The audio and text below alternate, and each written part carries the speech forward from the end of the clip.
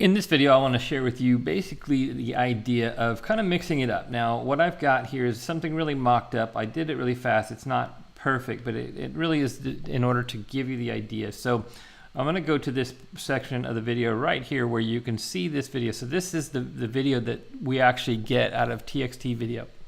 So what I've done is I've cut up that video and basically sized it depending on where I'm looking at. So right now, at first, I've got this frame here, and this is one of the images that I've provided in my bonus. And I'm keywording them and all that kind of stuff, just kind of providing for you. So you have this kind of context at first, which, a lot of times you might think, well, does it make sense? There's no hand interacting with it. I think people give you grace on stuff like that. It's really about the message, and they're going to be focused here on this area.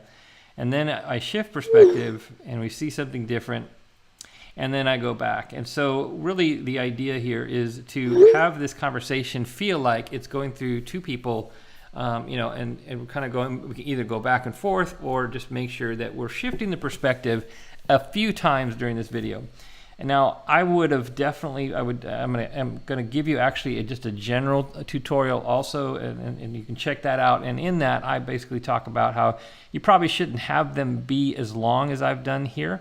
This is my first one, and what you really want to do is keep it kind of quick and fast, because it looks like the longer you make these, the more it kind of acts like, especially when the fictional other person is typing it out, the longer the block is, the longer it takes for it to come up, and making your video longer and your people waiting to see that. But that's why it's a little bit more important to change the context that we see here. Now, in order to do this, what I did is I have a PNG image here that's it's a frame. It's got a hole in it, and I'll just delete this temporarily. And actually, it doesn't matter because I'm not in the right spot. There we go.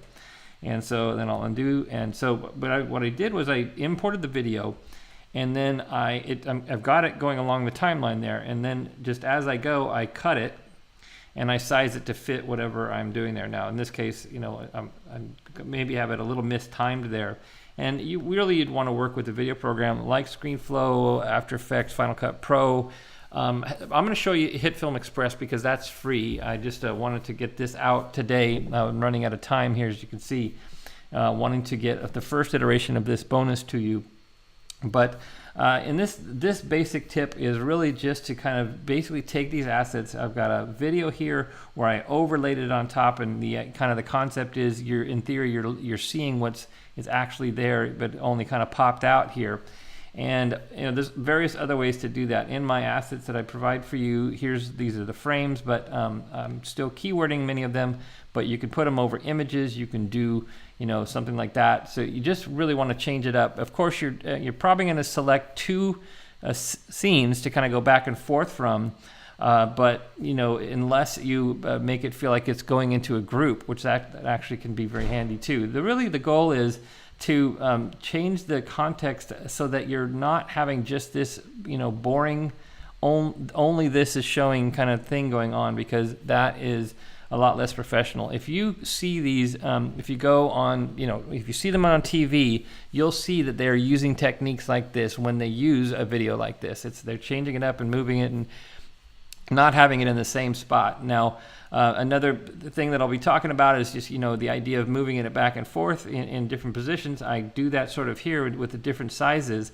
but I'm starting from the whole complete video and then cutting it up and moving it around in order to fit those contexts. So that's something that you can do to keep these videos much more interesting.